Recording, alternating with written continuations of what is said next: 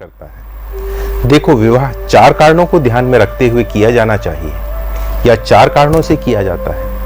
पहला physical reason, second financial reason, तीसरा social and emotional reason और फोर्थ जो सबसे इंपॉर्टेंट होता है वो होता है स्पिरिचुअल रीजन। जब कभी शादी का ख्याल आता है, फिजिकल अपीयरेंस, सुंदरता का ख्याल आता है। आपने सुंदरता देखकर शादी कर ली, परंतु बाद में एहसास हुआ और गुणों की कमी है। आपकी और आपके माता पिता की सहायता, इज्जत नहीं करती है या करता है। दूसरा सबसे प्रचलित कारण शादी का है पैसा, वेल्थ। शादी कर ली पैसा देखकर, बाद में सोचने लगे परिवार वालों का ख्याल नहीं रखती है। पुरुष के विषय में भी ऐसा हो सकता है। आप सोच सकते हैं क्या सोचा था, क्या मिला। आपने पैसे को प्राथमिकता दी थी, इसलिए पैसा मिला। कुछ लोग दहेज के कारण शादी तो कर लेते हैं, बाद में अन्य कारणों से पछतावा भी हो सकता है। बाद में लगता है क्या सोचा था, क्या मिला। भाई, जो सोचा था वही मिला, पैसा सोचा था वो मिल गया। देखो, तीसरा कारण है कुछ लोग इमोशनल होते हैं। उन्हें बात करने के लिए, समझने के लिए इमोशनल व्यक्ति की जरूरत होती है। कुछ लोग सोशल रीजन के कारण शादी करते हैं, अपने पार्टनर को परिवार समाज के अनुरूप चाहते हैं।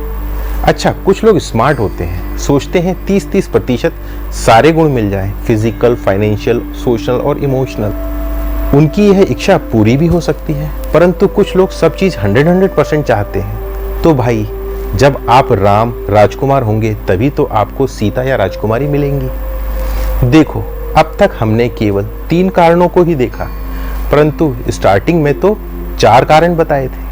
फोर्थ रीजन जो होता है वो सबसे इंपॉर्टेंट है, वह है स्पिरिचुअल रीजन, मोक्ष और मुक्ति का रीजन। देखो, हमारे ऋषि मुनियों ने शरीर को 4 भागों में डिवाइड किया था, काम, अर्थ, धर्म और मोक्ष।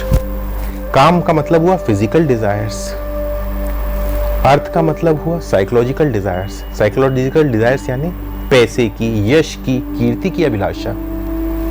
धर्म हुआ psycho spiritual desire. Psycho spiritual desire का मतलब हुआ परिवार और समाज कल्याण की भावना होना। चौथा है स्पिरिचुअल डिजायर, मतलब अज्ञानता से मुक्ति का डिजायर। जब आप स्पिरिचुअल रीजन यानी अज्ञानता से मुक्ति की खोज में होते हैं, तब आप स्वयं शिव के रास्ते पर होते हैं और आपको पार्वती मिलती हैं, जो आपकी इस रास्ते में सहायता करती हैं। क्योंकि शादी करने का कारण ही स्पिरिचुअल था, मतलब स्वयं और समाज की बुराइयों को दूर करना।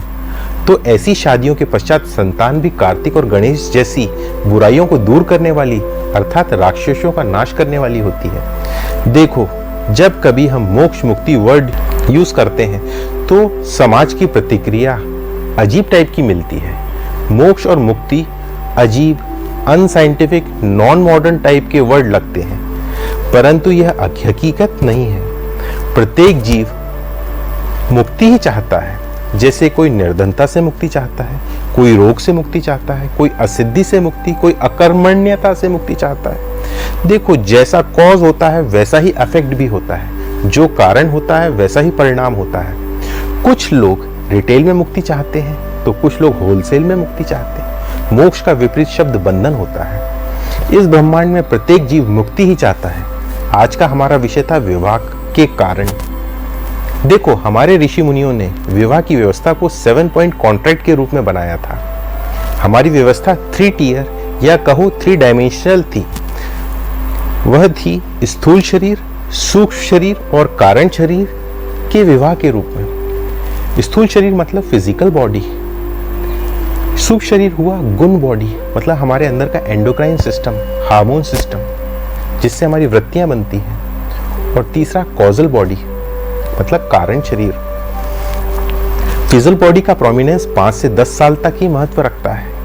गुण शरीर का महत्व तो वैवाहिक जीवन पर्यंत रहता है। जब बच्चों की शादी हो जाती है तो बुजुर्गों को कारण शरीर का महत्व पता चलता है। स्त्री और पुरुष ने जिस कारण से जन्म लिया था, जब लड़का लड़की एक दूसरे को पसंद कर शादी निश्चित करते हैं, वे केवल फिजिकल डायमेंशन और कुछ हद तक फाइनेंशियल डायमेंशन देख पाते हैं।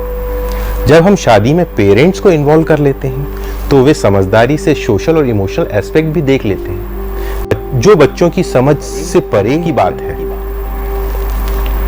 क्योंकि वे तो हार्मोन्स के कंट्रोल में होते हैं। बड़े बूढ़े और ज्ञानी बुजुर्गों का अनुभव अधिक होता है। ऐसे लोगों को अगर शादी तैयारी में इन्वॉल्व किया जाए तो वे परिवार, खानदान का गुण शरीर भी देख लेते हैं। परंतु भाग्यवश यदि व्यक्ति शादी में सद्गुरु को इन्वॉल्व कर लेते हैं तो वे कारण शरीर भी देख लेते हैं। देखो, विवाह व्यवस्था, विवाह प्रथा भारतवर्ष में शुरू हुई थी।